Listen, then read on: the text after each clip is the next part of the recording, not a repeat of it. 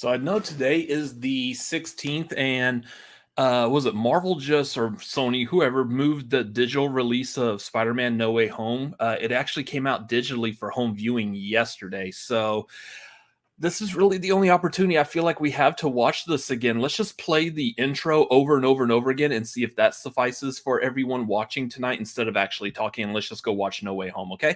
Sounds good. Let's start.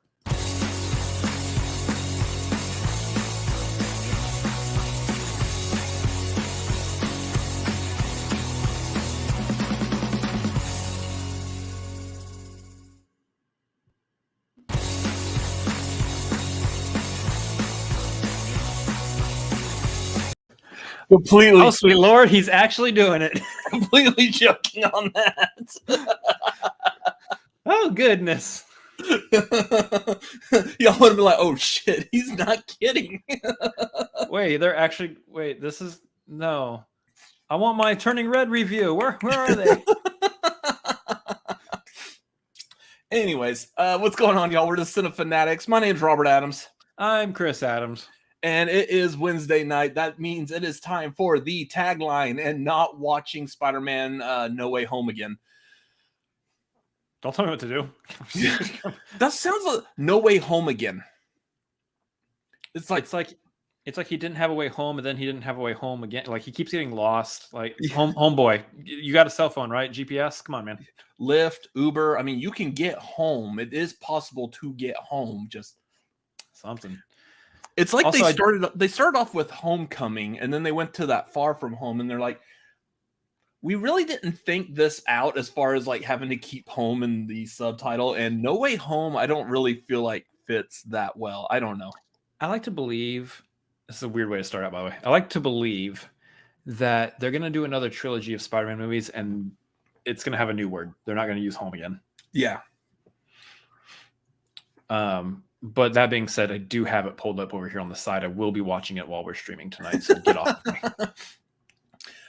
Yeah, so I guess real quick, it's not really much movie news, but real quick, it was because the movie actually leaked onto the pirate sites, so they quickly moved up the release date. I think it was supposed to come out digitally like on the 22nd, and then they just moved it up to the 15th because since a good, fresh HD copy leaked already, they're like, well, let's hurry up and release this so people actually want to watch the legal version. So yeah, that's why they released it yesterday. So anyways, if you would like any more new information like that, make sure you drop a donation over on streamlabs.com/cinefanatics. Any questions, comments, hatred, complaints, anything you want to say, take it up with our manager. Yeah, take it up with the manager. What's that? The Jim Gaffigan one where he turns around, puts on the hat, and then turns back like, "What?" I love basically that bit. Anyways, yeah, streamlabs.com/cinefanatics, streamlabs.com/cinefanatics. Already we got someone who is already familiar with how this works. We got a Streamlab from Fluffy saying fluff. Thank you, Fluffy. I'm guessing Gabriel Iglesias is watching us or something. I don't know. How did they know my nighttime job? Oh my God, Fluffy's watching us. I mean, I do have like all the Hot Toys stuff too, so I mean that would make sense. That's not what I was referencing, but $20 is $20. For $20, I'll fluff anything. Wait, no. Phrasing. Anyways, moving on. Patreon.com/cinefanatics. Hop on the tier that's good for you. We have movie watch-alongs, like the movie watch-along that we have tomorrow night, which is going to be Batman Begins. That will be tomorrow night at 7 Pacific, 10 Eastern. I don't know where we're doing this one. We're going to do it like in Discord or something. This one is streaming, I believe, so we'll probably be doing it in Discord. Anyways, if you're a part of our Patreon, just keep an eye on your email. We'll have some kind of notification out. But tomorrow night, Batman Begins. If you're at the $5 due tier, you can join us as we begin this Batman, I guess, trilogy. We're probably going to watch all three of them eventually, but we'll watch all three of them. If we don't, then I'll watch the other two on my own. Yeah, I mean, those are three movies that we watch like constantly anyways, like pretty much all the Marvel movies. I'll say this. as much as I like all three, Batman Begins and The Dark Knight are the ones that I watch all the time. Dark Knight Rises I've seen maybe 3 times. The other ones I've seen maybe 10. Yeah. Anyways, so again, tomorrow night, $5 tier. Hop on Discord, join us tomorrow for that.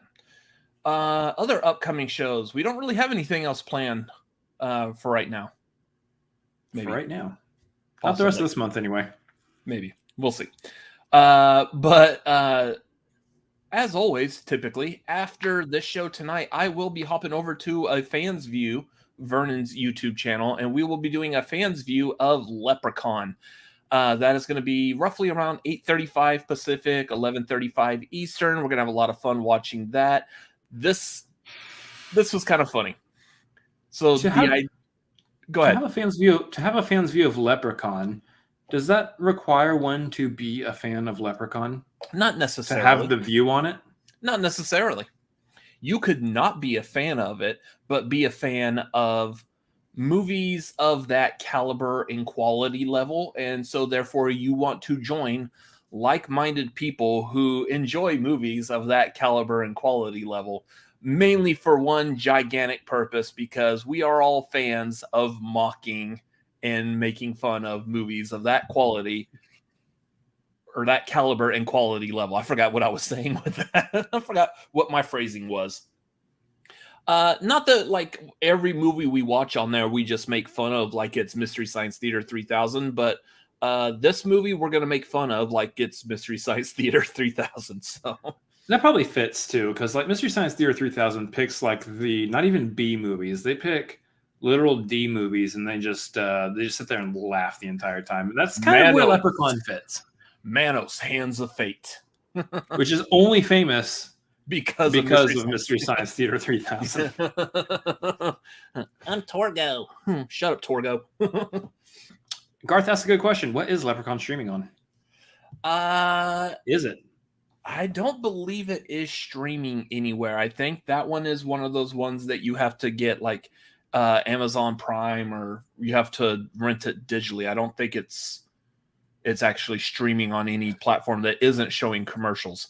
So we understand that might be a little bit more difficult. That means that to join us properly, that you do have to spend like, say, at least like $2.99, $3.99. But it's gonna be worth it. Huh? Hopefully $2.99. No, that $3.99 is your limit for not watching Leprechaun. Yeah, seriously, if you're on Amazon and you're watching Leprechaun and it gives you the option of $2.99 for standard definition or $3.99 for high definition, let's all just be honest here. Save the dollar. Go standard definition. You don't need high definition for Leprechaun. You don't. The makeup on Warwick Davis in that movie is pretty good, though. You don't need high definition for Leprechaun. Spoken like a true person who's not going to be joining us for this watch along tonight.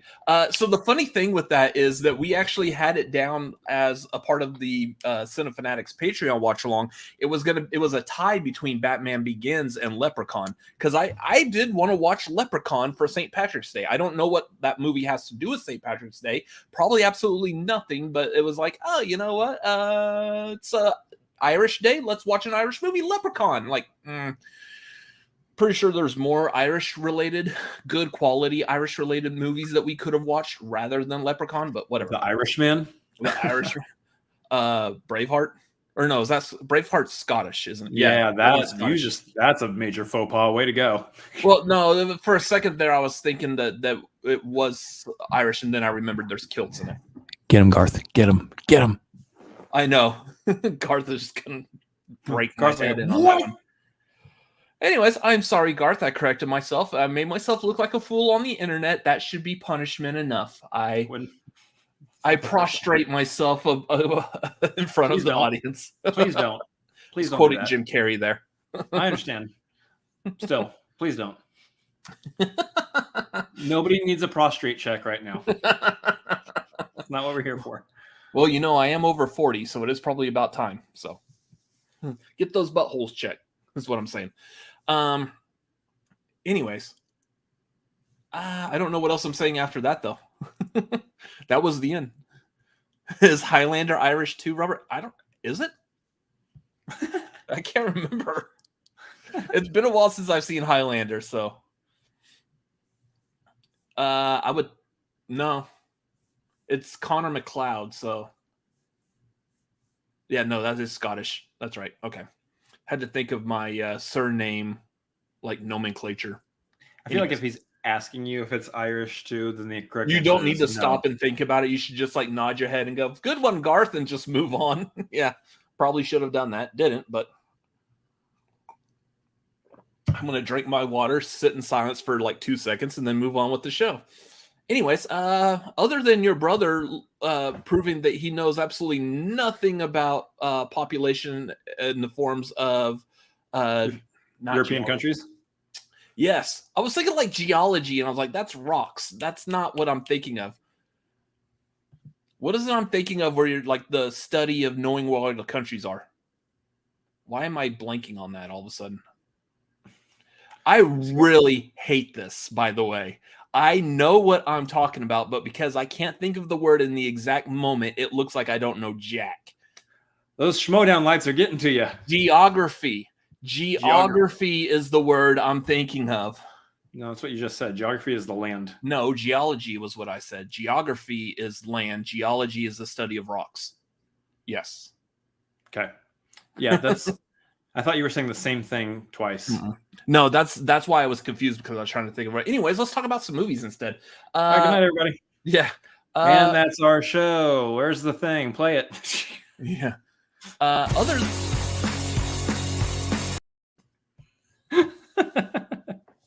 Wow. Other than your fascination with different flavored chips as of last night, how's your week going? Oh, it's going okay. It's been a normal week. Some ups, some downs, some all arounds. Well, if you keep eating all those chips, there will definitely be some all arounds. I've got 4 bags of chips to eat through, so yes, I will be all around. By the way, I went to HEB right before. Get your own. I got my own bag. I like the vanilla milkshake. So I know on your Twitch stream last night, which if y'all are curious, it's twitch.tv/Chris Adams MLP.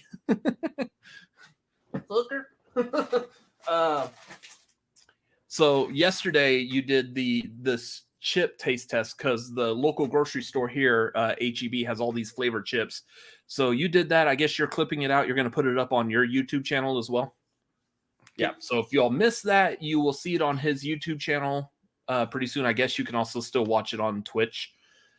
Yeah, it is technically still available on Twitch for like another 2 weeks. Yeah. And he's gone again.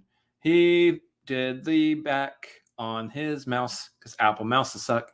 Sometimes I on the mouse hate go back. This mouse. I knew exactly what happened. This effing mouse.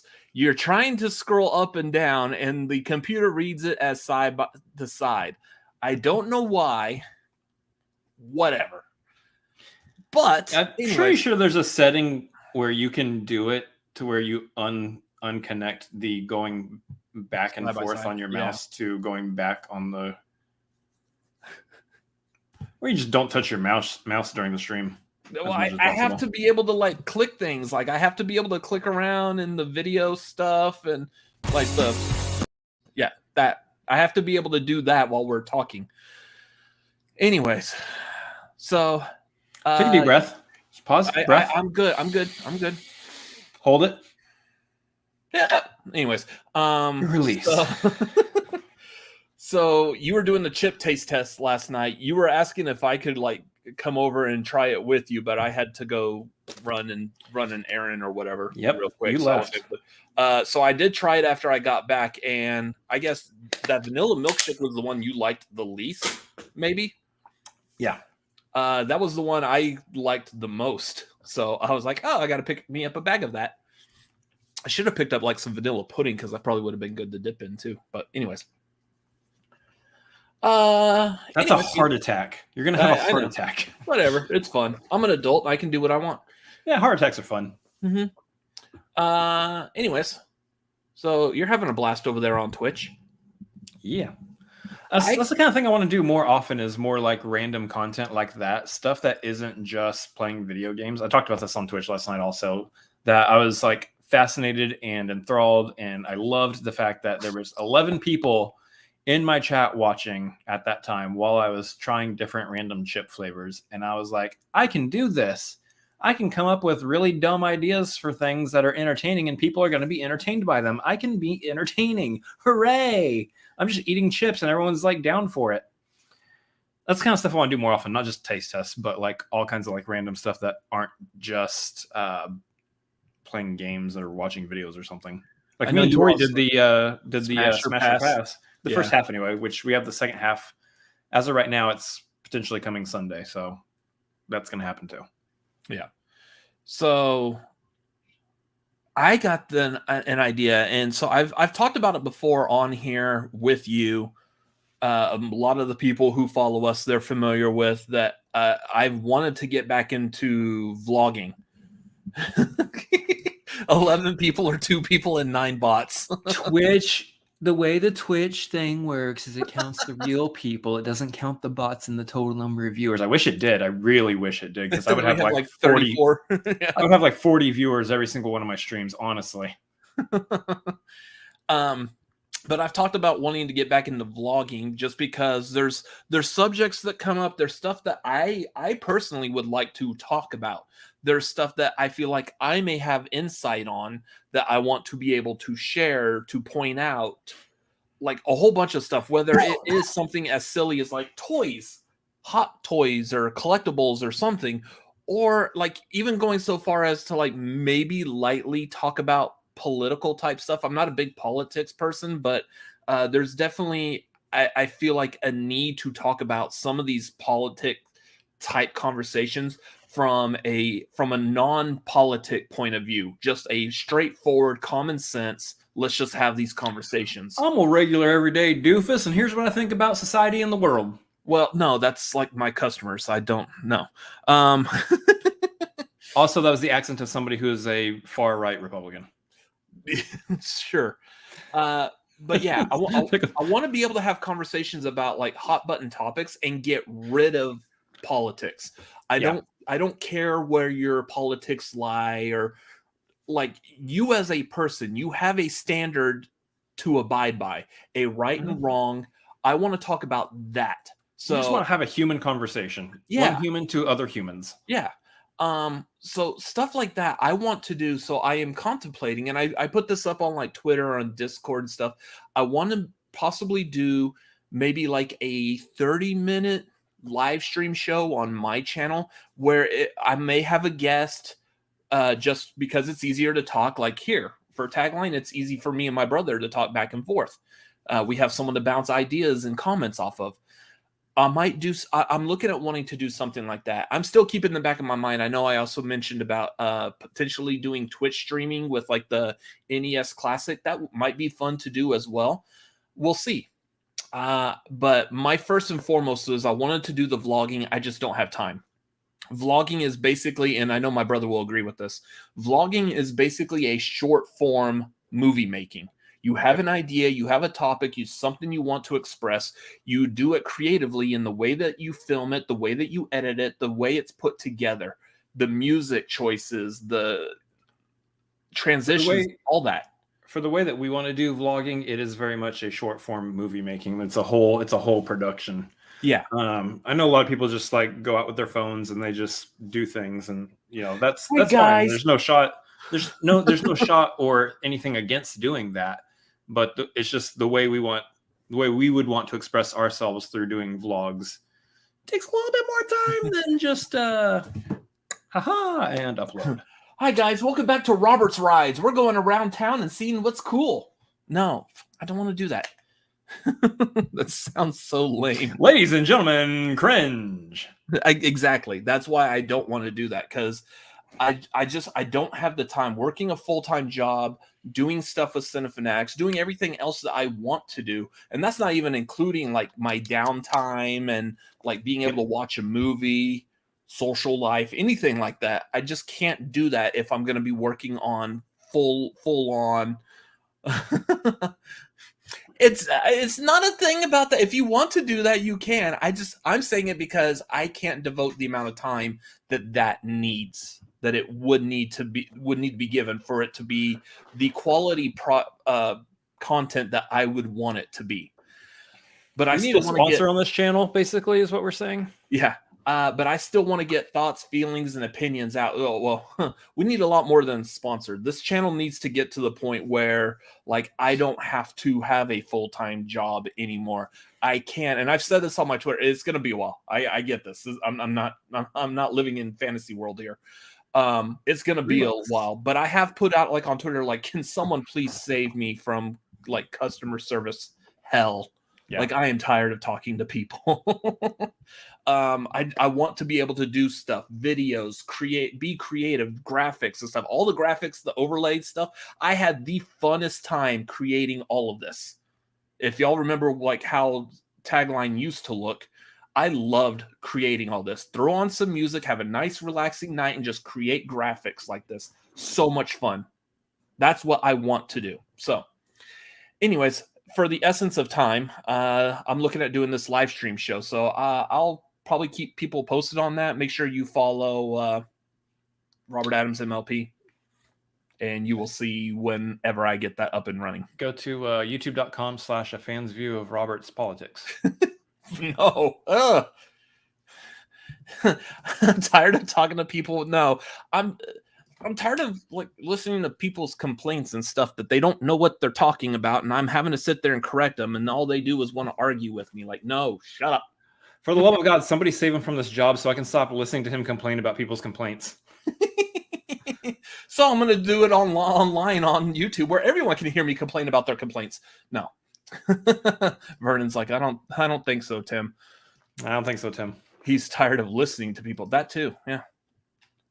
As far as, like, the job goes, I love listening to everyone here, even though y'all can't say anything. Y'all are just in the chat, but whatever. Beside the point. Anyways, that's what I want to do. He's manic. Get the show going. Cool. Anybody watch anything good over this past week? Chris, you have a nice list of stuff that you've watched. I did. So here's the thing. We will be talking about both Turning Red and The Adam Project later on in the stream, because those are two new releases that we watched and are reviewing. Closer to the thumbnail. Works. Look at that. Look at that thumbnail. Sparkly. There's a couple other ones I watched. So I watched Howl's Moving Castle with Tori. She introduced me to Studio Ghibli. Studio Ghibli. I've been joking around and calling it Studio Giblet, which is probably offensive to somebody, and it's been throwing off how I'm supposed to say the actual word, the actual name. So, it's okay. It's nowhere near as offensive as the Asian stuff in Licorice Pizza. It's okay. Hey, that's true. Yikes. Big yikes for that movie. So anyway, I watched Howl's Moving Castle, which was a delightfully beautiful movie. It really was. It's kind of all over the place, and you need to, like, hone in and kind of focus on what the story is and what's going on. But if you just sit back and just let yourself just be immersed by that world, it's really a fun time. There's just so much, there's so much deeper meaning to the characters and how they think and feel about things and the way they view themselves. There's a lot there about, like, unconditional love and loving somebody despite what they think about themselves. So there's a lot to that. The characters were a lot of fun. There's fun voices by a fun voice by Billy Crystal in the American dub, and then Christian Bale is the one who does the voice of Howl himself. So that's a lot of fun. But swear to me. It doesn't sound like that at all. Oh, okay. He sounded more like, "There's my girl. Hey." Do you like a smooth Lewis in the news? I like Huey Lewis in the news. Really think their hit song is "It's hip to be square." I know I didn't get the quote right, but whatever. Yeah. Get off me. It's been like years since I've seen American Psycho. Anyway, Howl's Moving Castle, highly recommend. I can't actually wait to dive into more Studio Ghibli movies. I hope that they're all just as fascinating and as fun. I want you to watch Spirited Away because I've That's seen coming. that one. That and Princess Mononoke are probably both next up. Yeah, I want you to watch Spirited Away next so I can get your like feedback. So I'm not like just me out here on my own trying to figure out like if anyone else liked this movie. Thankfully, I'm my own man and I can do things apart from what my brother wants me to do. But you're going to do what I ask anyways, just because it's cool and you're my brother and you support my thoughts and feelings and opinions also. So eventually we'll get there. The other movies I watched for the first time are, since I watched Turning Red, I wanted to catch up on some Pixar. I do eventually want us to do a Pixar marquee, and I feel like just getting ahead of the game on that by finishing up the last few Pixar movies that I haven't seen. And two of those were Brave and The Good Dinosaur. Brave, nice little story. I enjoyed it. It's not my favorite. It's fairly middle of the pack for me in terms of like Pixar movies, but it was still a good story. Pixar knows how to tell a good story, except for The Good Dinosaur, which was it was kind of a slog. I gotta be honest. It's actually really funny that the lead character in Brave has like red hair, because I actually would have called The Good Dinosaur the redheaded child of the Pixar franchise, all the Pixar movies. I don't know. So here's the thing: The Good Dinosaur, I see what they were going for. There's definitely a boy and his dog tale between this dinosaur and this little human kid, but I was just with it. The visuals, the animation, fantastic. I remember seeing the trailer for that, and the photorealistic landscape and water and all of that was amazing. It's amazing in the movie. Is Brave Irish, Robert? Hello. Well, Garth is still watching this live, so I'm just going to...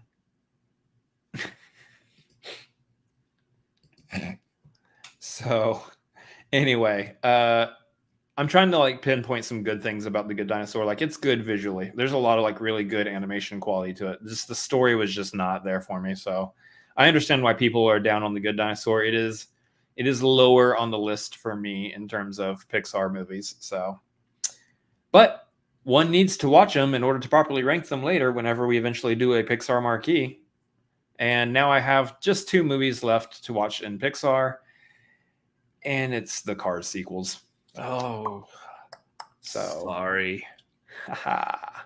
A pain. And then, of course, the other ones you did, Turning Red and Adam Project. I think that was the same with me. I think that was the only 2 new movies I watched over this past week, was Turning Red and Adam Project. So we'll talk about those here shortly. Anyways, Tori's calling out here. It's in the middle of the list where there's still good movies. There are still good movies in the middle. Pixar makes good movies. It's when you get past the middle of the pack that you should start being worried about my taste in the Pixar movies. Credibles is still in the good section. So I guess we could talk about this real quick. Malcolm says he finally got around to watching the Batman. I saved this for like the movie news, but I mean, we could bring it up here just because we're lightly touching upon Batman here. Apparently it's been leaked through like some kind of weird technical glitch that the Batman will be available to watch on HBO Max starting April 19th.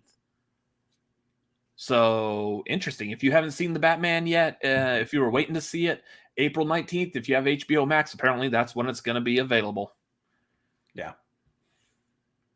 I just love y'all's conversation here. Tori.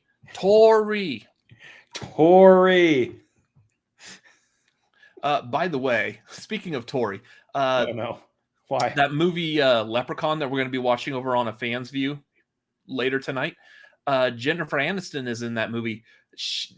Her character in there kind of reminds me of Tori, and what's really funny is her character's name is also Tori. So, yeah. What? I see a lot of similarities in like personality in that. So, she also loved frogs. She might. It didn't come up. They're too busy running away from a homicidal leprechaun. Anyway, it didn't come up. That's the exact right time to bring up frogs. And by the way, hello, little leprechaun. I just want to let you know I like frogs. I could be your friend. Get it? Can I tell you about our Lord and Savior Frog?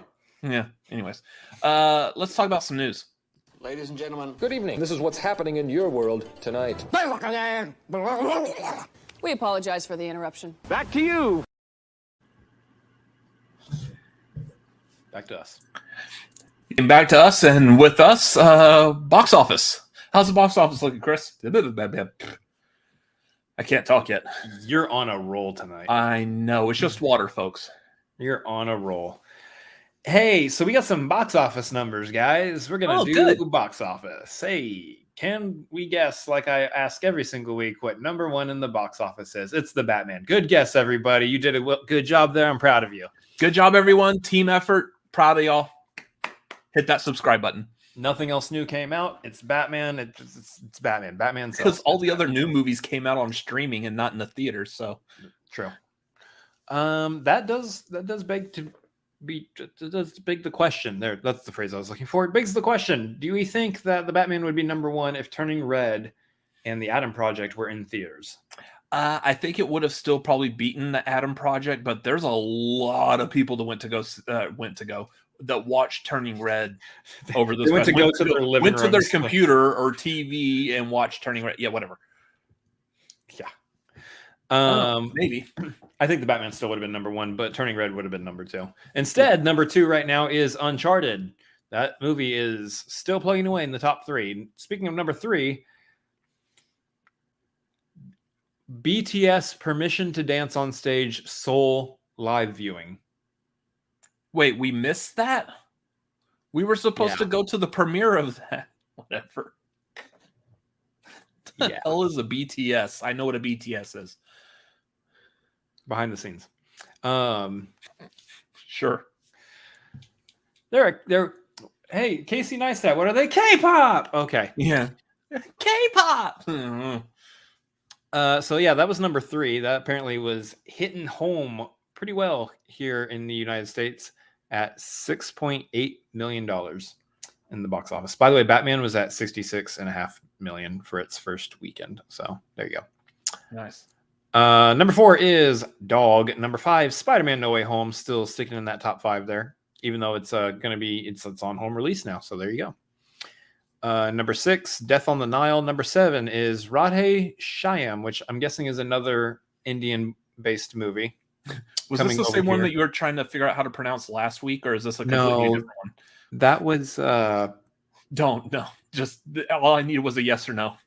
that was completely fell off the entire list here. I guess it was only open for like a week. It's like every time we do this box office, there's one movie like you just can't pronounce. Like, okay, sorry guys, I don't mean to offend anyone, but this ain't happening. Yeah. I have never come across this combination of letters in my entire life. So, right.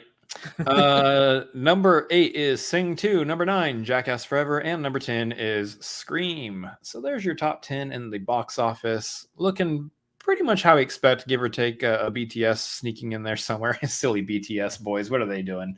I'm not going to let that be my new Paw Patrol, guys. We're not. It's probably not going to be there next week anyway. So I'm actually really surprised that that Scream is still hanging on in the top 10. It made it. Yeah, because that one definitely is like out to watch at home now. So people just like to see Scream in the theaters, I guess. Rachel would like to have a word with you, Chris. No, I didn't say I can't pronounce them. I give it my old college try over here every single time. Yeah.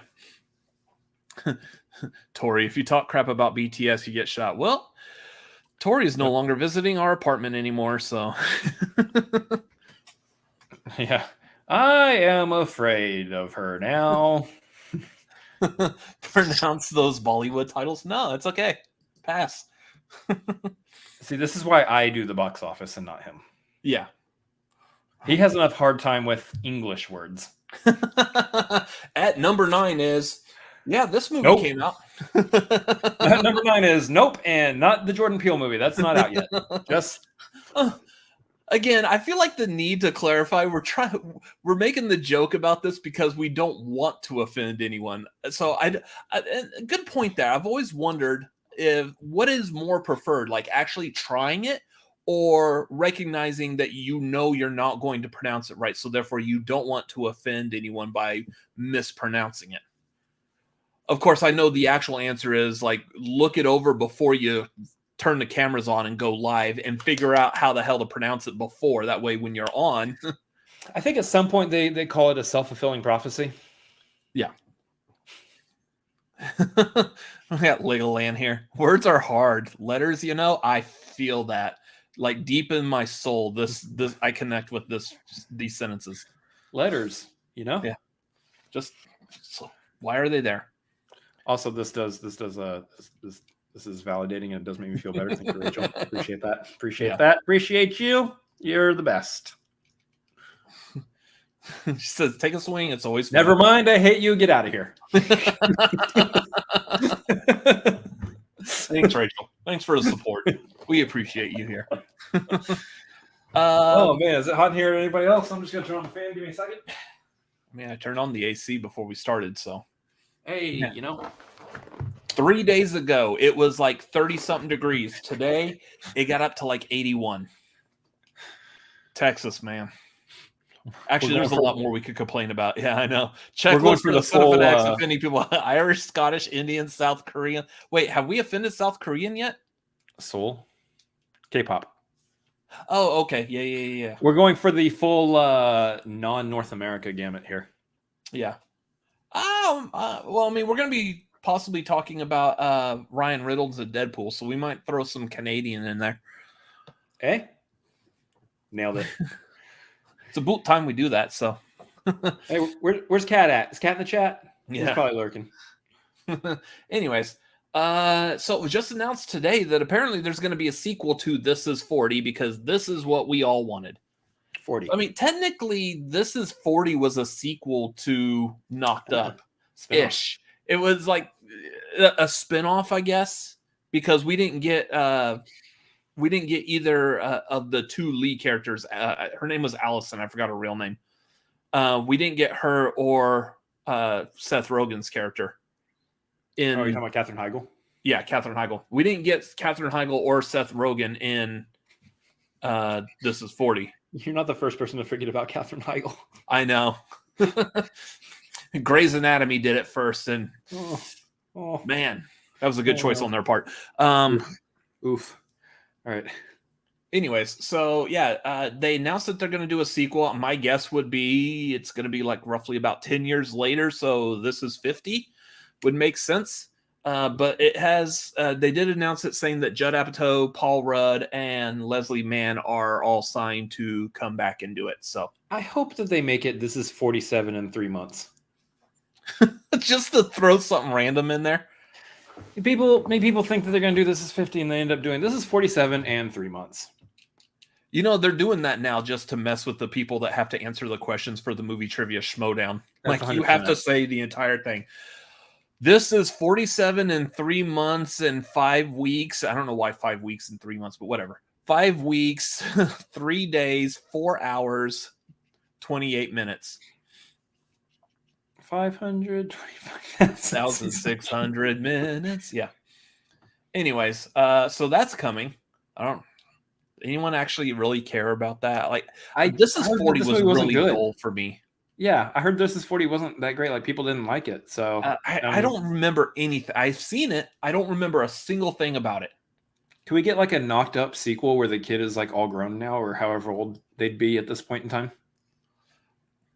We need to wait a little bit more and wait till that kid is grown up, and then that kid gets. I can't remember I think they have a daughter in Knocked Up, if I remember correctly. They have a daughter, so we have to wait till that kid gets knocked up, and then it's the whole story of them with the grandparents and like again. Oh, I swear, if that happens before I get married and have a kid of my own, I swear. How to measure your lot in life is by the sequel to Knocked Up. I'm just gonna fly a white flag and just call it a day. I'm done. Cook me, throw me on the fire. I'm out. Deuces. That's great. Anyways, moving on. So going back real quick, talking about Batman. Apparently Sam Raimi wants to direct a Batman movie. Yes. Go for it. Didn't really have any more news about that. I was wanting to like sit here and talk about like if he was to direct like maybe a Batman Beyond, would that be cool? I did also see somewhere that it was said that if you are a fan of Evil Dead 2, so if you're not my brother, there's definitely some parts in Doctor Strange in the Multiverse of Madness that you're gonna like, which makes sense because Evil Dead 2, spoiler alert for like a almost 40-year-old movie. The end of it does deal with like portals and multi-dimensions and stuff. Obviously, if you're familiar with the Evil Dead franchise, the third movie takes place in ye old medieval times. And Ash, Bruce Campbell's character, gets there because of a portal that was opened by a demon at the end of Evil Dead 2. So I definitely see where this could potentially go as far as a connection to Doctor Strange movies. So, and you know for a fact that Bruce Campbell's going to show up somewhere in this Doctor Strange movie coming out. Here's the thing with this news that there's something in there for Evil Dead 2 fans. What if it's Ash? What if he's actually playing Ash like a blink and you miss it cameo? What if they just make Evil Dead part of the MCU inadvertently? Yes. Yes, please. Absolutely. 100%. I want it. I want that. I need that. I just realized I really want a Hot Toys figure of Ash from Evil Dead, complete with like his boomstick and his chainsaw hand. That would be awesome. Oh, that would be awesome. I'd buy that immediately. Yeah. Anyway, so here's the thing. Here's the problem with this Sam Raimi. Hail to the king, baby. Here's the problem with this Sam Raimi directing Batman. I would absolutely be for that if we weren't already caught in a Batman franchise itself that probably doesn't lend to Sam Raimi directing a sequel to it. With Matt Reeves, he's got a singular vision, I think, already. That's actually true. That's a very good take.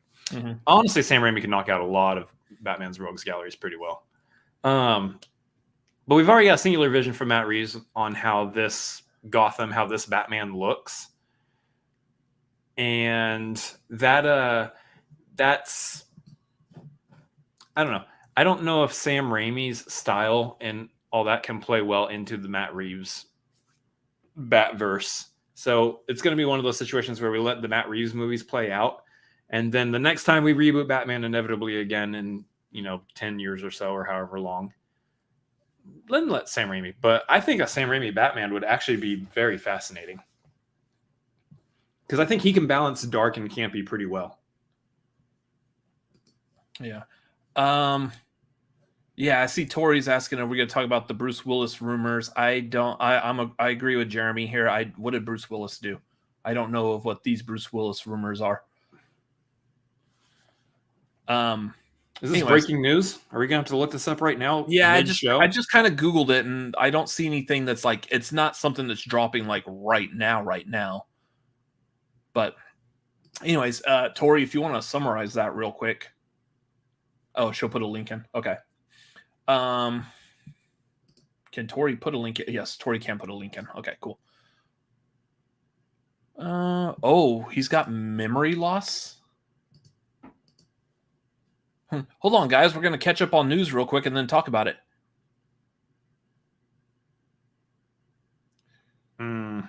Potential battling dementia. Early onset memory loss. Oh, that sucks. That ain't fun. Here's the thing, though. Like, it's been like in a lot of action movies. I wonder if like this is like one of those like things. And I know it sounds very stereotypical, but like taking too many shots or blows to the head, even in like stunt acting over like decades. I wonder if that's a cause of it, or that's a bummer. That's a bummer. They're saying that he may have dementia. Mm-hmm. Forming dementia. I don't think it's like on yet, but yeah, that's sad. It's unfortunate. Yeah. Anyway. So moving on. So this one, here's going to be another one. I want to keep this one brief just because I don't feel like that neither me nor my brother are really the proper type of people to be talking about this.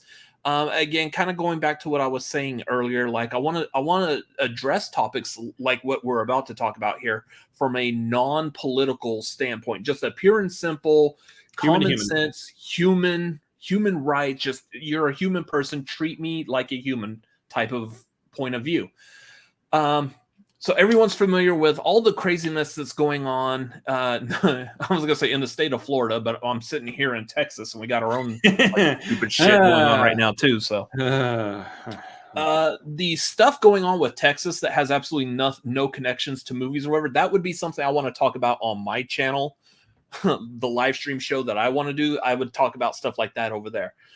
This one though, it does have a connection to movies. Everyone's familiar with Florida. They passed this bill that says it's the Don't Say Gay bill. It has a more official title, but everyone's just calling it the Don't Say Gay bill. Disney, apparently the CEO of Disney, Bob Chapek, kind of like took his time releasing a statement of Disney's point of view, especially because a lot of Disney is housed in Florida. So the first thing is that Disney itself as a company does what most companies usually do, and is one of the biggest failures of our governmental system, is that the companies themselves give a lot of money to specific political figures for their campaigns, for them running for office. And the fact that companies run more of our politics than the people do is a huge, huge issue. That aside, this is the situation where Disney has given politically to the campaigns of many of the individuals who voted in favor of the Don't Say Gay bill. So what people were asking is, one, for Disney to, stop funding those political candidates and individuals, and then denounce the bill, take a firm stance, and kind of just turn tail away from that kind of behavior. Which is, here's the thing, I think there's a chance that this kind of situation might actually set precedent for how companies interact with politics in the future. Hopefully, ideally, and ideally Disney is learning a lesson from this. We'll see. It's one of the biggest companies in the world, so we'll see how much they actually learn from this. But yes, Bob Chapek took his sweet time releasing I think the first statement they released was a very hold up, because they released a statement that was talking about how Disney has always been here for including stories of diversity and whatnot. Like, we've done this movie and that movie and this story and this show and this story. Which just sounds like it's okay. It's okay. I have a gay friend. I'm good. It makes it sound like they did those stories just for the sake of putting on a good face to the public, just to have public positivity, to make them look good amongst people, rather than you remember actually we did that Beauty and the rather Beast? Than actually put out stories for the benefit of those stories being seen and heard by the general public. Remember when we made LeFou gay? Yeah, he was gay in Beauty and the Beast. See, we're good people. Yeah, trust us. Remember when we had those two women at the end of Rise of Skywalker kiss in the background? Yeah, see, we're good people. We know we're in touch with everyone. We're good. We know gay. Yeah, we're okay. Yeah, we're okay. God. Yeah, so they put out that statement. And everyone's like, that's not a good statement. Gonna have to redo that one, and maybe also put some of your money where your mouth is.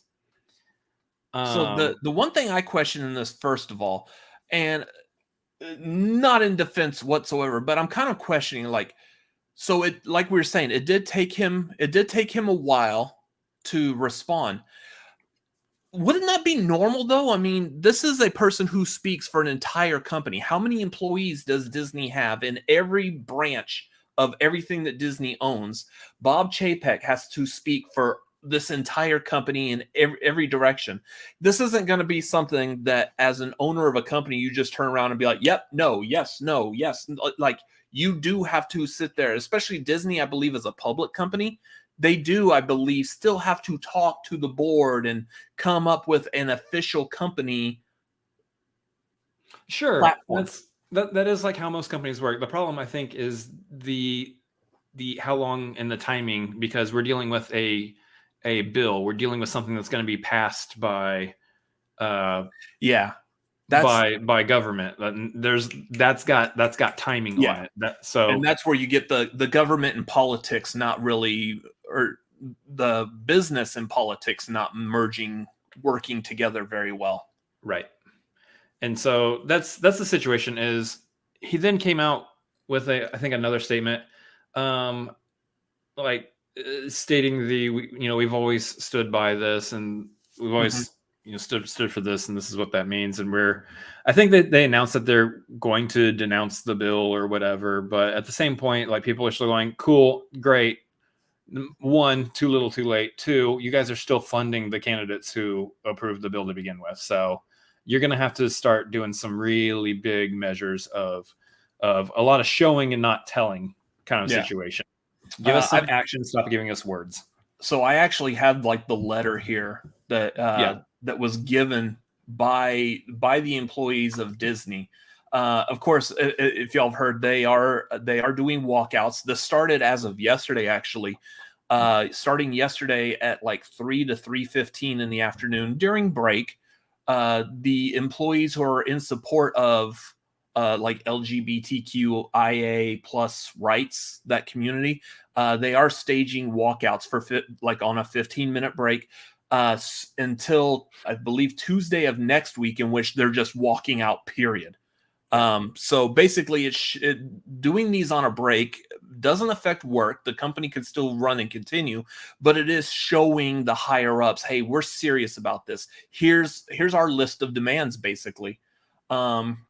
So they've told them, first of all, stop all donations to these politicians. And they listed like all the politicians who are supporting this Don't Say Gay bill. So immediately stop funding them, stop donating to them. Also, the stuff that like Bob Chapek has said was it wasn't very detailed. He just like said that we're going to be more mindful of like how we address this community in the future. They're actually saying we want specifics, like that Disney must publicly commit to an actionable plan.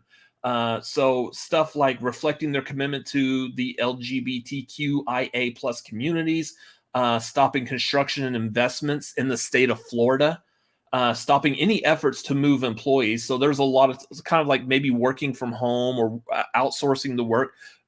Disney was in the process of trying to bring him back to working in Florida. It said, stop doing that. Especially if someone is a member of this community or they don't feel safe in Florida, stop forcing them to come here.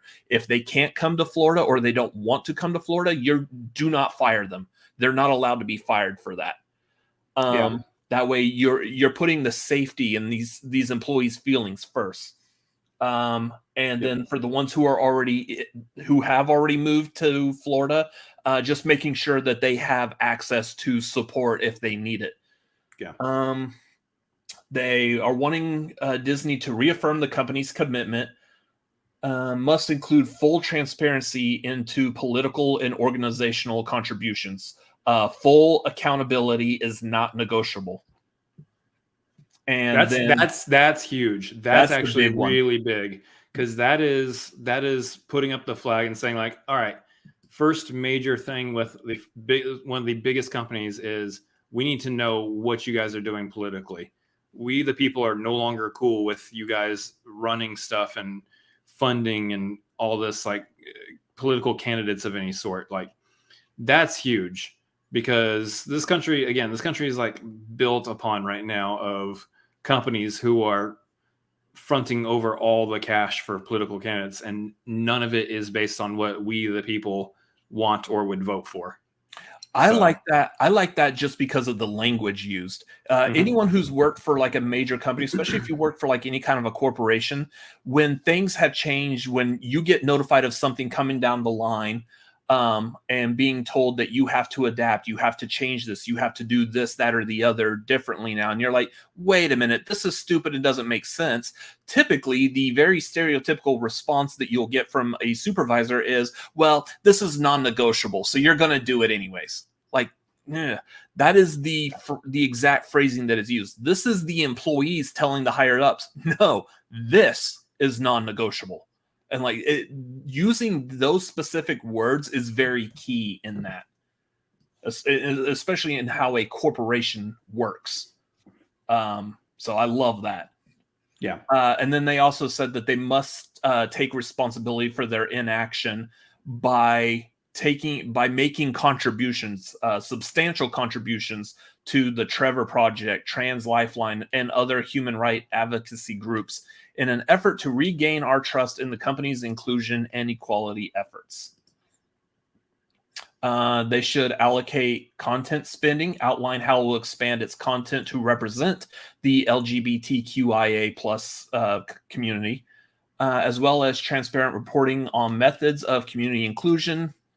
And they should pledge to create a brand similar to that of the Onyx Collective, focusing on LGBTQIA plus creators and underrepresented voices. So, man, they're wanting them to just drop everything. Like, no, the fact that it took y'all this long, everything that's going on here, it's time for you to go the exact opposite direction.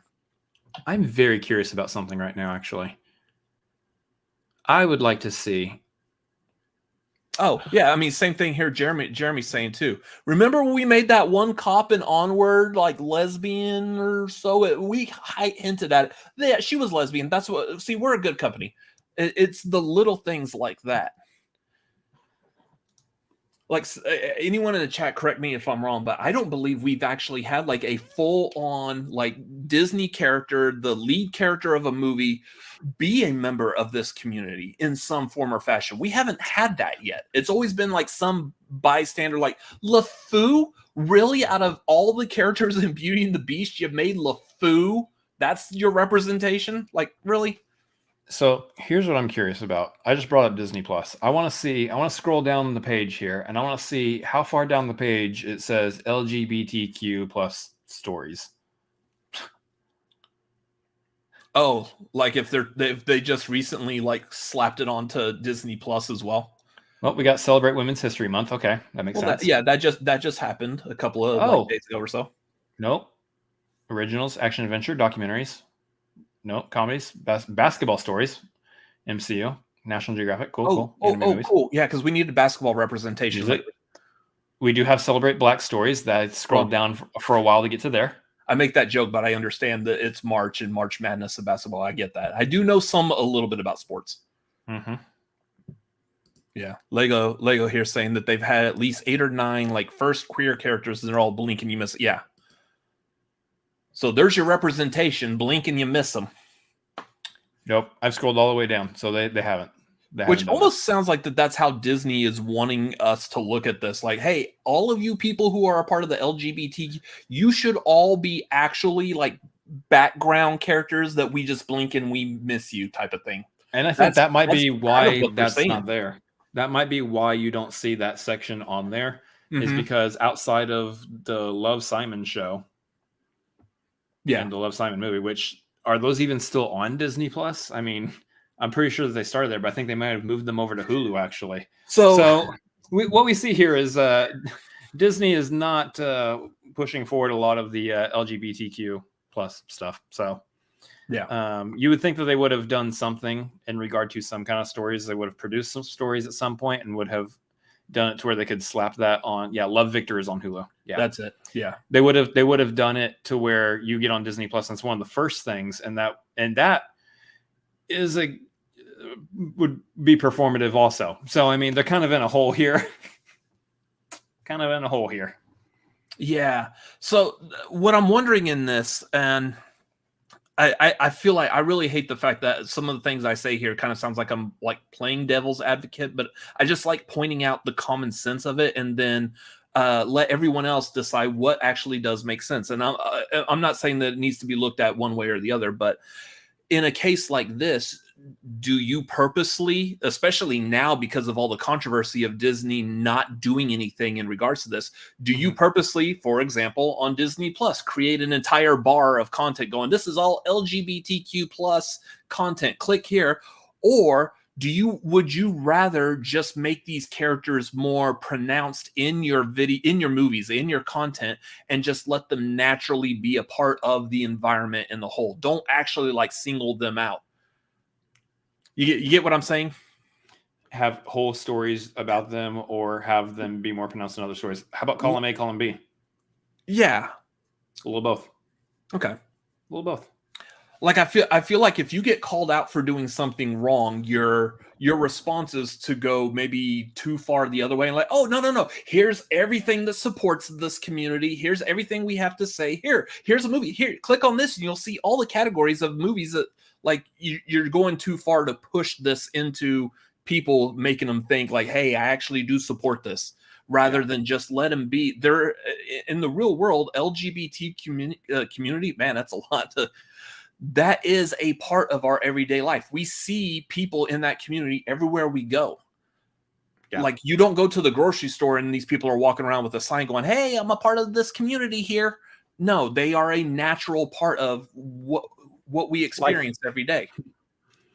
Yep. So is that the way that you do it, or do you actually still single it out like on Disney Plus or any other form of platform? I just wanted to look at that and see if they were trying to slap that on there real quick to try to save some kind of face on one of their platforms, but they didn't do that. So I don't know whether that's a good sign or a bad sign at this point. Mm-hmm. What I do know is that Bob Chapek has been catching some shit ever since he became the whatever role he is, CFO, CEO, whatever. Yeah, Bob Iger stepped down and gave it to Bob Chapek. Apparently, you can be CEO if you're Bob. Hey, right. I could actually. I mean, I have the potential here. I miss Bob Iger. I'll go by the name Bob if I'm in charge of Disney. That would be cool.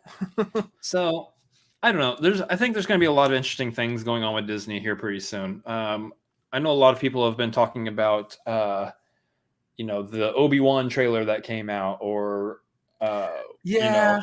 or whatever trailer, the Miss Marvel trailer that just came out too. And these kind of like, hey, ignore the trouble behind the curtain. Here's things that we're doing, which on both sides, one, you're going to expect them to promote their stuff anyway. They're going to send out trailers. Yeah. So I don't necessarily know if they're doing it at this time just to take eyes off of their issues. Real quick, I am a fan of the idea that they were just going to release these trailers anyways. Mm-hmm. So, I mean, that they have to do that. Marketing has to market, yo. So I feel like that was going to happen. I don't feel like that's trying to, hey, look over here. Don't look over here. Yeah.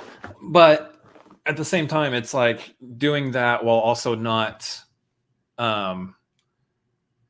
addressing in an acceptable manner the issues at hand, I think is the problem that a lot of people have. It's like, you can delay a trailer and put forth a better statement. You can do both things, but they're not connected. Like the marketing team is still going to release a trailer. We don't need the marketing team to focus on how we should be dealing with. No, but what I'm saying is that up top, a decision is made up top to, hey, by the way, down there in the marketing, don't do that yet. Hold on. Put a pause.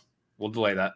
Like there is a ladder of individuals that things go through, and up top can make decisions for down below. Does it really affect anything though? Like, I don't know. But what I'm saying is that we're talking about people right now and the whole list of demands essentially, which is, hey, we need to see some action and no longer just words. And I think that's a small piece, but it could be some action that you see. Is, all right, let's address these issues, and then let's address them this week, this month, next month we'll put out a trailer, which I know Obi-Wan's, I think, coming at the end of May. So they need to have dropped that trailer like now. Well, they needed to not have supported the candles they support too. So what are we going to do? Either way, I think there's going to be a lot of interesting stuff that comes from this. I think there's going to be a lot of potentially politic defining situations that come out of this going forward, because it's pretty big for such a big company like Disney to be in the level of hot water that they're in over this issue. And I'm really eager to see how this changes the landscape of companies' involvement with politics in the future. Mm-hmm. Yeah. Anyways, Yeah, I know. Like we were saying, this. Like Jeremy was saying, the walkout. I think the walkout's supposed to be for Tuesday. Is it the 22nd? I believe. Is it Tuesday? Yeah, Tuesday's the 22nd. That's supposed to be the full-on walkout. That if they don't get like some of these demands met, they are going to fully walk out, and that will, stop the company from doing a lot of stuff. So yeah, we'll see how that goes Tuesday, and next Wednesday we may have like a full talking about what's going on with Disney. So it seems like past couple of weeks, like political stuff that has been like current events have started affecting movies and what we talk about as far as movies. So as much as I don't want to talk about anything political, this is inevitable, y'all. It's like this stuff seeps into every part of life. Yeah, turns out. Who knew? Yeah. So, so Jeremy here. Good timing on this, talking about the Marvel mature shows, which I don't think there was like too much of a difference between like the Netflix Marvel shows and what Marvel does anyways. Maybe a little bit more language, but they never drop like the F-bomb or anything on there. There's a lot more maybe a violence little bit more like punching, I guess, and shooting. For the Netflix shows? Yeah. There was gore in those things. Compared to what Marvel typically does. There was gore in those things, dude. I don't remember that much more. Remember when Kingpin slammed the dude's head with a car door? Yeah, but we didn't see it. You saw the hit the ground. Remember when what's his name in Iron Fist was beating the other dude's head in with a hammer, and you saw that? Yes, the Netflix shows were a lot more. I don't remember Iron Fist. Exactly. Good job. Also, Jessica Jones was a lot more sex forward than. Yeah, I do remember. Jessica Jones dealt with a lot of those. They dealt with a lot of those kinds of dark topics. Yeah. So, yes, there's a lot of more mature stuff, violence, sex, all that in the Netflix shows as compared to the movies. Yeah. So thank you, Jeremy, for bringing that up, because that gives us a nice segue to the next topic. We had already been told by Kevin Feige that they are going to move forward with an R-rated Deadpool 3 in the MCU. Isn't he cute? Anyways, the thing that was released this past week was that Sean Levy is going to be directing it. Yep. Which, here's the thing, like, Sean Levy has been very hit or miss. Lately, he's done pretty good in movies that star Ryan Reynolds. Mm-hmm. So, like Free Guy was fantastic. Adam Project, we'll tell you our thoughts about that here in a second. But otherwise, he's not a good guarantee most of the time. While the previous two Deadpool movies was it David Leitch and what's his name? I know who you're talking about. I can see his face. Yeah, I can see his face too. I can hear his voice because he has an Irish accent. Get there. I don't know. Okay. So the one who directed Deadpool 1, both of them, their movies were good. They were both like really good movies. So why are we switching it up again? Like, are either of these two directors not available? Tim Miller. Oh yeah. Okay. Yeah, none of these two directors are available again for the third one, so we're going to pull in Sean Levy, who also hasn't had a fan give the Cinefanatics the director's wheel slice. Yeah, we'll fix that. Or it may already be fixed, and I'm saving face for our live stream in case anyone is watching. No. Okay. So Sean Levy hasn't had any experience in the MCU either. So this is taking on a third film in a trilogy in a new environment, so to speak. I'm kind of curious as to how he's going to go with this. I know he works well with Ryan Reynolds, but I think that's the strongest selling point here is, was it just Free Guy and Adam Project that he's worked with Ryan Reynolds on, or did he do another movie with him? He may have done other ones, but I know those two off the top of my head right now. Yeah. So he's got a good track record. I mean, Free Guy was really good. It was in my top 5 movies. Like, go back and watch top 10 for Yeah, it was in this your last top year. 5 easily. Yeah, it was up there. It was one of my favorite movies of last year. I have full faith in this. I think this just makes sense. I think Sean Levy as the director here for Deadpool 3 just makes it's like, hey, if you throw water at something, is it going to get wet? Yes. If you throw Sean Levy and Ryan Reynolds, or if you throw Sean Levy into Deadpool 3 with Ryan Reynolds, an already established property with a combo that already works well together, is it going to be good? Yeah, probably. Very likely. Obviously, we don't know if a movie's going to be good until we see it, but the point is it has a high likelihood of actually being pretty okay. So I think the question here is going to be more of how does Deadpool 3 play with the rest of the MCU at this point? Because the first 2 movies were not in the MCU, and the third one will be. Yeah. That's the question I have. Are we talking about like some kind of multiverse, or are they just going to say, oh yeah, by the way, all of the Deadpool movies actually were in the MCU this entire time? Even though we didn't talk about the Avengers or anything in the first 2, they actually did take place. This was all the MCU the entire time, which would be interesting if you go back and you see like Deadpool 2. Well, first of all, because you've got Colossus and Negasonic Teenage Warhead, they would be officially like the first X-Men in the MCU. But then there was also that shot in Deadpool 2 where the door opened, you saw the X-Men. I guess they were like in the process of filming was it Apocalypse, or they had just filmed Dark Phoenix, somewhere around there. I think it was Apocalypse.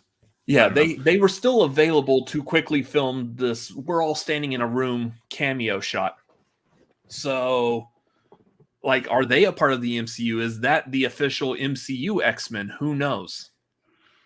No, I think it's going to have to be a multiverse thing. It's going to have to be a multiverse thing where those X-Men are not the X-Men of the MCU. Hopefully. I want brand new X-Men. I want brand new actors for everybody. But that's beside the point. Except Patrick Stewart as Professor X. He still needs to be Professor X, which I believe he's going to be. So it's possible. So that being said, I'm also okay with it if they do MCU Deadpool just outside. Because that still lends, like, no matter what they do with him, there's going to be some funny jokes about, oh, where do I belong? Do I belong in the MCU? Do I belong outside the MCU? He's going to be talking about the fact that it exists as a movie franchise. And that, I think, no matter where you put him, whether he's in or out, whether he's hot or he's cold, Katy Perry side. Yes or no? Yeah. Yes or no. I think you're going to get some fun stuff with that regardless. So I don't necessarily even really care if he's in the MCU or not. I do like Sean Levy directing him, but no matter what, I think we're going to have a fun time with Deadpool 3. Yeah, and especially because he actually has already touched upon this. In the first 2 movies, he's made jokes about Disney and Fox, and like he called Cable Thanos in the second one. He said, like, easy Thanos. Like, so, I mean, he's already made these jokes before. It's just going to be a nice natural shift and fit for him. So, anyways, let's move on to our main topic. Which one do we want to review first? I mean, we can do Turning Red first. I almost was wanting to say let's save Turning Red because I know that's the more controversial one. Haha, yes, let's do Adam Project because that's coming right off of the Sean Levy stuff. Yeah, especially, let's talk about Adam Project because that's Sean Levy and Ryan Reynolds. So let's talk about that movie. Welcome to the Son of Fanatics where we're always prepared. Yeah. So Adam Project, cute movie. Kind of a weird idea. The concept, the science behind it was very yada yada all over the place. The kid was the younger version of Ryan Reynolds was absolutely amazing. Oh yeah, we're probably not going to do spoilers on these for the most part. There's really no need to, I don't think. There's no real need to talk about anything spoilery for both of these movies. So for Adam Project, I think everything was done well except for that one de-aging, which was god awful. And I can't wait to watch the Corridor crew just tear it apart because you know they will. Yeah. So I posted that on Twitter too. I like the movie. I liked the Adam Project. I thought it was really good. I thought the story was great. Yes, they didn't really explain the science of the movie at all. They don't think they had to. I think they just did the whole like, look, this science exists, accept it, move on. Yeah. And I think that was perfectly fine. The villain of the movie and the de-aging and the third act, these are things that are kind of cons about it because it was very thin in those areas. There wasn't a whole lot to the third act. There wasn't a whole lot to the villain of the movie. It's just this person is bad. They're doing bad things. We got to stop the bad person from doing the bad things. And you should make a movie about that, actually. That's right? a really good idea. Bad person doing bad things. Make them not do bad things anymore. Go, good guy. Hooray. Dude, seriously, you should write that as a movie. You'd probably win all the Oscars. No, that movie would not win any Oscars. Don't make it a comic book movie because you wouldn't win any Oscars. Exactly. I would have to do it in black and white, and there would have to be either Daniel Day-Lewis has to show up, or you can make it a comic book movie. Just one of your supporting actors has to die right before the movie comes out. It could get nominated, but it has to be directed by PTA, and there has to be a blatantly awful Asian racist scene in it. And an age disparity between the two lead characters. 10-year age disparity between a 15-year-old and a 25-year-old. No. So anyway, yeah, there's a couple flaws with it. It's not great in those areas, but I believe both the story and the performance of both the kid and Ryan Reynolds. We should actually say his actual name, not just the kid. Was it that kid? Do you remember this? I do remember there was a video, like I want to say I saw it about a year ago. Yeah, where there was a kid that was acting like Deadpool. Was it that kid? Wait, how long ago did you see this video? Hold on. Like a year ago? It feels like it was about a year ago. Nope. This was like a week ago. Oh no. There was another video. It felt like it was probably about a year ago where there was a kid that was acting like Ryan Reynolds in Deadpool. Walker Scobell. Yeah. Now I don't know if that's the same kid. No. This is I think the that's video what he's talking about. saying, though. The video he's talking about is the fact that the kid Walker Scobell was sitting like in the back seat of a car while Ryan was sitting in the front seat with his like phone out, videotaping. God, I'm old. Recording them. And he was like reciting like the entire first line, the whole first section of Deadpool 2. I think that was it. I think that's the video I'm talking about. That was not a year ago. That was like a week ago. It's not a week ago because I saw it a long time ago. It was like if it is that kid, it was a video that they filmed while they were filming this movie and they released it like back then. So yeah, it was like almost a year ago. I mean, if they released back then, I don't know. Again. Sure. That might be what it is then. Either way. I'll have to go back and look at that. But yeah, either that way, kid was great. Yes, we saw that video. I saw that video anyway. I don't know if he saw that video, but I saw that video. That sounds vaguely familiar. It was funny. Regardless, I want to highlight that kid, Walter Scobell. Pitch perfect. Nailed it to a T. Younger Ryan Reynolds. He got the cadence down. He got his humor style down. He was 100% younger Ryan Reynolds in this movie. Mm-hmm. Which I will say also, like a pro of the movie, is that you do get Ryan Reynolds in this movie. It is Ryan Reynolds doing Ryan Reynolds things. We know how Ryan Reynolds is in the movies that he's in and how his humor style is and how he quips. Deadpool. Yeah, he's Deadpool. You got that in this movie, but you got the right amount of it in this movie. In Deadpool, it's just nonstop. He is being Deadpool. That's all that's happening. Mm-hmm. In this movie, Ryan is showing off, the skills of being an actor beyond just being able to quip. He is also showing off the drama side, the able to dig into emotion and pull out the emotion of a scene.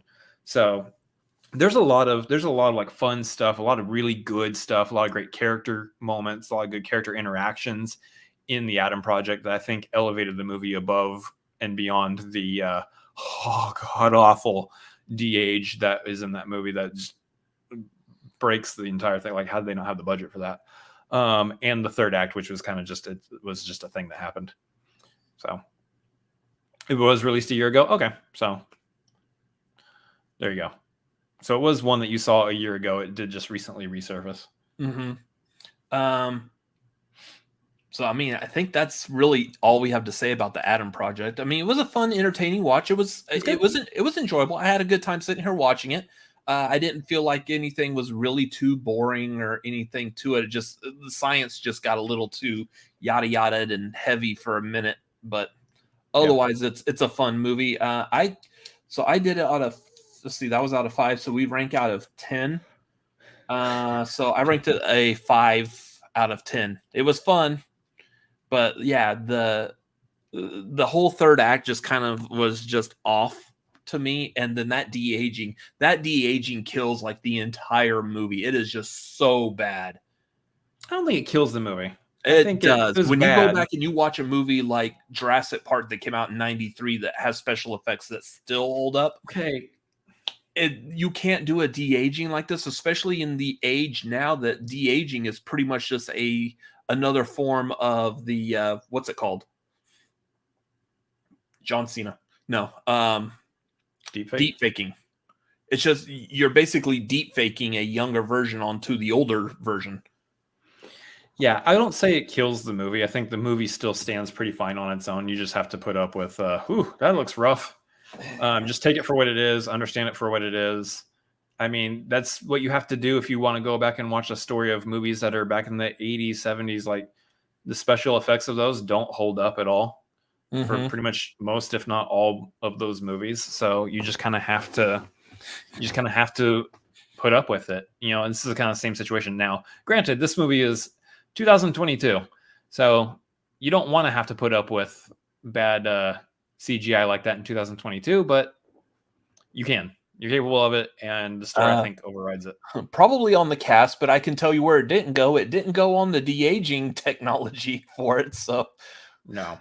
Yeah, they did have a pretty stacked cast in that. So, yeah, and luckily, like the de-aging person's only in like 2 scenes, so you don't have to like put up with it for the entire movie. And again, no spoilers on this, but the first time we see him, it is kind of like dark. So the darkness kind of hides. The camera's generally far away, so we don't have a good like full close-up shot. Yeah. But then the next time we see him, it's in like a brightly lit room, and the camera does like zoom in. And you're like,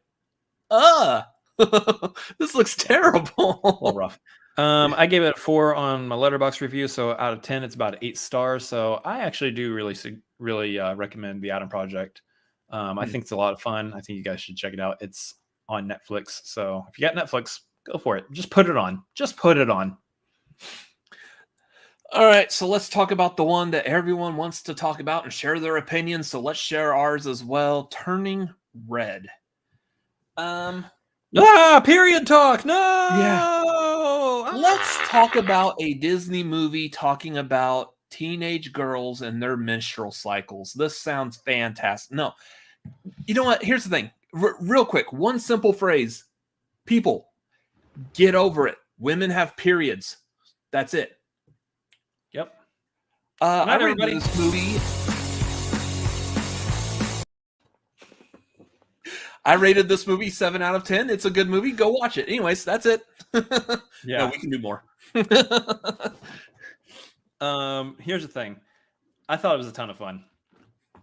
I thought this movie was a lot of fun. It's honestly like it's ranking pretty high up in my favorite Pixar movies now because it had an energy to it that I actually really enjoyed. The jokes, the humor was top tier. I was laughing my butt off just sitting here watching it. The story is actually a lot more fun than I thought it was going to be. Like initially when I saw the trailer, I was like, okay, it looks like another okay Pixar movie to me. And then like actually watching, I was like, oh no, this is a lot of fun. This is a lot of fun what they're doing with this character with May and with her ability to turn into a giant fluffy red panda. I really enjoyed it. I had just the most fun with this movie. I understand like we understand like the talk around it, and it's like, oh, it's a whole thing's basically a somewhat subtle sort of. They kind of actually just straight up directly address it, but it's also still a somewhat subtle metaphor for Growing girls up. getting their first period. Yeah. Yeah, it's like a coming of age, but yeah, there's a lot of humor about, especially from the mom, like, do you need a tampon? Like, what I think was funny, the movie is hilarious. Even more hilarious is watching like all the like Twitter comments and stuff of people who just don't know what they're talking about. So therefore, so I can set this up properly so everyone does know that what we know what we're talking about. I used to do software testing for medical software, specifically in the OBGYN portion of this medical software. I had to read stacks and stacks of books about OBGYN stuff. I know what I'm talking about. Yeah. It's like, I don't understand why people were complaining about that. Again, it's 2022. Why is like, and it kind of like, who was it who said it? I think it was Lego that said it here a little while ago. Was it Lego? No, it was Nerd. It's not even like that much. There's like one or two passing jokes about like maxi pads and tampons or something. And then that's what everyone in the world is singling out on. They're all talking about this. Like, oh God, it's not even that big a deal. It's about a teenage girl growing up. That's it. Yeah. Like, let's focus on that. I absolutely loved it from the humor standpoint of that. There's a boy band that they're trying to go see. Her and her friends, they're trying to go see it, and they're talking about like the night before. They're like, "We're gonna go see this boy band. We're gonna go in as girls and leave as women." I'm like, wow. That was a great joke, and like that was a joke that for kids over their heads. For the adults, we're like, whoo, interesting. Right? But it was funny. It was great. That is the other subject. The other they're bringing up in the chat. The other topic that the movie hit on, which is the like Lego was saying, the kids start to connect less with parents and more with their friends. Yeah, that I think is something that they've been hitting pretty well lately. I mean, both Encanto and this kind of both play to the same thing, where it's you have to be your own individual, apart from like any kind of generational or familial trauma that could be in your life. And I think those are good stories to be putting out there, because there's a lot of people with like mental health issues caused by family, and seeking the approval of their parents when their parents are so hard to win the approval from, and just what that has done to them growing up. I think this does a really good job of like playing into that. It does some pieces, it does some of them like a little over the top. Like, I don't know, I can only speak from certain experience of like real life, where I don't expect that someone's mom necessarily went into the school or drove all the way over to the convenience store or whatever and blasted the drawings out in front of the. Yeah, that was rough. That might be a little over top. Maybe someone in the chat can correct me and say that kind of situation does actually happen exactly like it showed in the movie, but man, that was rough. Oof. Well, I would say that I feel like, and we need to make sure we know this. We're two like white male adults. Over the age We're 30. not Asian teenage girls. So like there was a lot of this movie that I do recognize had a lot of like the familial aspects of this family, because they come from a traditional Asian heritage. They have that Asian background. So like, for example, they live in a little like I don't know what the proper term of it was, but a temple area where they give tours and they have visitors that come to pay respects or to visit type of thing. That might be something that is more geared for that culture rather than like what we're thinking as like white American guys. We're like, that seems very evasive. So, yeah.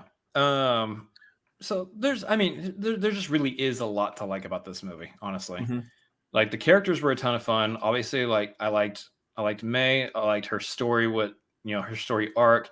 There was just like, it flipped like back and forth so much between like her mom and her friends, and she wants to go to the concert, but she still wants to do things right by her mom and their family, but she wants to be her own individual, and she's turning 13, and you know, how do you juggle all this as a 13-year-old? I think they did a lot of like really good story beats in there. I do like that the setting was in 2002. So I think that's actually where I actually found the most connection with the movie itself, because back in 2002, guess who was 13? You still weren't an Asian girl though, right? No, I wasn't an Asian girl. No. Oh, okay. Just making sure. I was a 13-year-old white boy. But I still existed in school at that time, and I still like saw like the boy band. I saw the boy band type stuff during that era. And so they said like the boy band's name is Four Town and there's 5 of them. I was like, that's so funny. I was like, I remember those times. I remember stuff like that. But so like I really into like the year and everything. I was like, oh, hey, that was my time. And then like her friends were also like some of the highlights in the movie. They all had good personalities to them. Abby was the most hilarious thing. I loved her character. She was so funny. Kind of like, so something here that Lego's saying, ones doesn't need to relate to a story. Here's the thing, and I think, I'm thinking a lot more of like the Asian movies that have come out lately that have a lot of like the Asian culture tied to it, whether it's this or like Shang-Chi, Crazy Rich Asians, The Farewell. All of these have been approachable movies. Even if you're not Asian and you don't know that culture, these movies have all still been really good at getting you to understand enough to be able to watch the movie. And hopefully in some of those, like I know Crazy Rich Asians had a lot of stuff in there that they lightly talk about, but if you go and you research, there's a lot more in depth to it, that if you know that in-depth detail of that culture, it makes watching that movie that much better. Yeah. So there was a lot of stuff like that. And like even movies that aren't necessarily Asian, like Encanto, those were Encanto. I know. Encanto. Like those, all those movies are driven by a specific, what's the word? Ethnicity. A specific ethnicity with their own culture, that even if you are not a part of that culture, no matter what, like the color of your skin, no matter what ethnicity you come from, you still connect with it because they're reaching you on a human level. That's what I like about what they're doing with these movies, especially lately, because they just seem to be very open and honest about reaching you no matter what your background is. Yeah. So they did a lot of fun things with it. Not limited to the third act. Again, we're not like spoiling stuff. You know, it's not that there's like, well, she's going to join the Avengers or whatever, kind of a spoiler to this, but it's just more of if you haven't seen the movie yet, go watch the movie and engage with the story on your own and let it play out for yourself. But they did a lot of like fun, interesting stuff that I actually was not expecting going into this movie, that I actually really enjoyed. And plus how they played all the different dynamics in the family and everything and how it all worked out was also really, really, really, really fun and really, really fascinating too. I liked it. I really liked it. I really enjoyed it. This is one of those movies that I could see myself like watching over and over and over again. Just like I watch Moana over and over and over again. I love Moana. This is one of those that I think is going to be up there in terms of like an animated movie that I can just throw on because there was a comfort element to it for me. I don't know. I can't define what that comfort element was. I think it was just because it was just a good time. It was just a fun movie. It played for both kids and adult audiences, and they did it so well. You know how Pixar does. Pixar is a pro at this. As an animation company, they're a pro at storytelling for both kids and adults. Good Dinosaur aside. So and the Car sequels and the that car you're sequels about to learn. I haven't seen yet.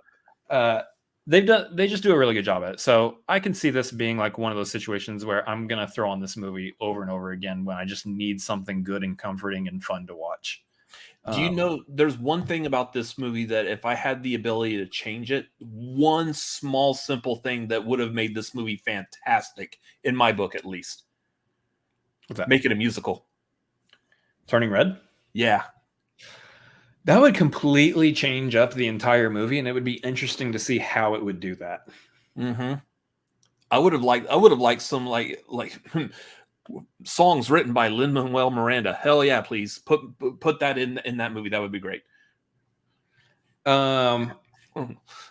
Lin-Manuel Miranda writing songs for an Asian culture movie. I don't know about that, but I mean that kind of a vibe. If you could do that would be kind of cool. After having seen the movie now, I can tell you that third act would be really interesting if it was a musical. Yeah. Really interesting. I don't know how well that would work. It would be really interesting. So maybe. I'll say this though. I enjoyed it so much. I gave it a 4.5 on my Letterboxd, so it's a solid 9.5 for me. We'll go with 9. We'll go with 9 because we're still early in the year. Yeah. I said 3.5 on there, so I mean 7 out of 10. Yeah. So I liked it. It was good. No, because more people are going to be like, "Oh, really? Do we have to have a song about it now too?" No. Why not? Go for it. Yeah, there's nostalgia for. Yeah, what was the other thing that you were saying earlier, Lego? Yeah, like why is it in 2002? Was it like for kids of 30-something? Why not make it 2022 and the kids like BTS or something like that? Yeah. So now I would say I was 13 in 2002. I'm now 32. Theoretically, I obviously could have kids old enough to watch Pixar movies and get the themes from Pixar movies and stuff and understand them and all that now. So it could be a way to, one, as Nerd said up there, it was probably more based on Domi Shea's childhood, the director of the movie. Mm-hmm. She was probably basing it more on her childhood. And on top of that, I think it just makes for a really good way for kids and their parents to connect, which is, again, a big part of the story. It makes a good way for kids and their parents now to connect because the parents were that age at that time period. And the kids will identify with the kids as they're also kids and then be able to understand their parents a little bit more. And the two will be able to have a great fun time watching the movie together and be able to relate to each other in a new way. Yeah, Nerd is saying that she also did that short Bao. Oh, okay. About the kid eating the Bao bun. Yeah, that was a great short. I love that short. That was a really good short. Yeah, interesting. Very emotional. Yeah, so I can see why they gave. I guess. Yeah, I can see why they gave her like, hey, make a full movie. She's like, okay. Yeah. All right. Sounds good. Yeah. Either way, I mean, I like Turning Red. It was an enjoyable movie. That's gonna do it for tonight. And that's where we're gonna end this. Guys, I'm tired. I'm tired, man. I gotta rest the brain a bit before we start making fun of Leprechaun. Right. Between talking about the very real LGBTQ plus walkouts. Does anybody have having to review a Disney movie that was very controversial? Also, I'm tired. Does anybody have a list of like how many groups or ethnicities, nationalities, and cultures we may have potentially offended tonight during this stream? Because we need to start writing out like I'm sorry notes or something. Yeah, we want to be quicker at this than Bob Chapek is, so we need to start writing out by the end of this immediately. Yeah. Oh, that's cool. There was a Bao's restaurant, I guess, serving bao buns. Oh yeah, I think I did see that actually. I was like, oh, hey, it's. I missed the Pizza Planet truck. I know it was in there. I don't remember seeing it. So, also, I guess what's his name doesn't do voice cameos anymore. Yeah. Damn it, what's his name? Cheers. Yeah. Garth probably has a list. Yeah, it would make sense. Anyway, so that is going to do it for tonight. Again, those of y'all who are a part of our Patreon, at the $5 tier, we are doing the watch along of Batman Begins tomorrow night. That will be 7 Pacific, 10 Eastern. I believe we'll probably be doing that like on Discord or so. It's streaming on HBO Max, so we will be watching that over there. That is going to be tomorrow night. Also, after we're done here, John Ratzenberg, that's it. Yeah. After we are done here, I will be over on a Fans View, Vernon's YouTube channel. We will be doing a Fans View of Leprechaun. That's going to be roughly around 8:35 Pacific, 11:35 Eastern. So head over there when we're done with this. I know Nerd was asking, where is Leprechaun available? I believe it's like just available like for rent, like on Amazon or however you rent movies digitally. So I think it's like $2.99 or $3.99. So yeah, we'll probably be watching it through that. But since tomorrow is St. Patrick's Day, it's going to be a fun movie. We're going to have a lot of fun with that film. I can just tell you. I already know like so many things I want to joke and make fun of and point out. But otherwise, yeah, hop on our Patreon to join for the Batman Begins watch along tomorrow. That's at the $5 due tier. So if you hop on that, you will be able to join us in the Discord and also for the watch along. Make sure you follow us on Twitter at CineFanaticsMLP, Twitter, Instagram. That's where you go. For me personally, Robert Adams MLP, Twitter, Instagram, and Letterboxd. Chris, what about you? You can find me at Chris Adams MLP on Twitter, Instagram, Letterboxd, and over at twitch.tv/Chris Adams MLP, where we are doing all sorts of fun stuff. We're jumping back into some Fortnite too. We're still playing Legends Arceus, but we're also getting ready for the new Battle Pass that'll be dropping in Fortnite here within the next week or so, I'm sure. So getting some good workouts and getting that Fortnite, whatever. We're playing Fortnite, guys. Also, yes, Sundays we are doing Jackbox games over on twitch.tv. My Twitch. We're doing Jackbox games. We're doing family game night, guys. We had a really good one this last Sunday. We're going to be doing it again this next Sunday. So definitely come over there, follow the channel, get subbed up, and get ready for family game night, Jackbox style. Family game night, but it's not necessarily for the whole family. Like, make sure the little ones are in bed because Jackbox gets a little racy. So put the kids to sleep. I don't know if anyone following us really has kids. Well, some of them do. It's almost a guarantee that some form of genitalia will probably come up during the games. So it happens. Everyone's adult, and we all have to release the inner child of us. So the inner 12-year-old. The inner 12-year-old. So that happens. Anyways, yeah, make sure you follow, subscribe to him over there. Yep. Otherwise, that's going to do it for us. Thank y'all, everyone who's been watching us live tonight. Thank you for watching. If you're watching this on a replay, let us know. Comment down below. What did you think? What input do you have? Do you want to unsubscribe to us and never watch us again because of our opinions or something? I feel like we have. Understandable. I feel like our opinions are pretty generally good. We stay positive. We don't have like any kind of hatred or anything. So I get it. Might be a couple of things we need a little like more understanding on, possibly, but we're open to that if these things happen. So just live your life, mental health. Yep, just go for it. Anyways, that's gonna do it for tonight. So thank y'all for watching. We will see y'all tomorrow if you're a part of our Patreon $5 tier. Hop on that. See you tomorrow, peoples. Good night. Bye-bye. Markiplier.